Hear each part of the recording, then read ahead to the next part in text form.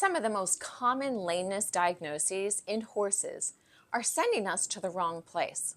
So, a new research review paper is challenging one of the biggest assumptions in equine lameness diagnostics. Traditionally, when a horse becomes lame, we look for problems in a joint, in a tendon, in a ligament, or in a bone.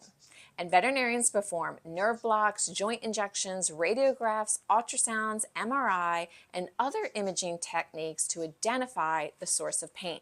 But the authors of this paper argue that one important source of pain is often overlooked: myofascial trigger points. They are small, hyperirritable areas within a muscle that can be painful when compressed and can alter how the muscle functions. If you've ever had a knot in your shoulder that seemed to create pain elsewhere, or one in your neck, you've experienced this basic concept. According to the authors, trigger points don't just create local pain, they also create referred pain. In other words, the pain is felt somewhere different from where it originates. And we know this to be true in acupuncture and dry needling. This is where things, though, get interesting. The paper suggests that trigger points in muscles, such as the gluteus medius, longissimus dorsi, and biceps femoris, may create signs that look remarkably similar to distal limb lameness. A horse may appear to have pain lower in the limb when the primary source of pain is actually located in a muscle much higher up. The authors argue that this creates a diagnostic blind spot because our current lameness workups are designed to identify joint, tendon, and ligament pathology, but they're not designed to identify myofascial pain. And that is really the central argument of this paper.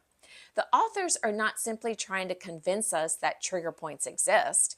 They are arguing that trigger points deserve a place in the primary lameness workup. In other words, when a horse presents with pain, gait asymmetry, or poor performance, the muscle itself should be considered a possible primary source of the problem, rather than automatically assuming any trigger points developed secondary to an underlying orthopedic issue. In fact, the central argument of the paper is that trigger points should be considered a possible primary cause of lameness and poor performance, rather than being automatically assumed to be secondary to another orthopedic problem. Another concept discussed in the paper is something called latent trigger points. So these trigger points may not cause obvious pain. The horse may not appear lame, but they may still alter muscle activation, movement patterns, coordination, and performance. In other words, not every trigger point creates a horse that is visibly sore, but it may still influence how that horse moves. Now, before we get carried away, it's important to understand what this paper is. This is a review article.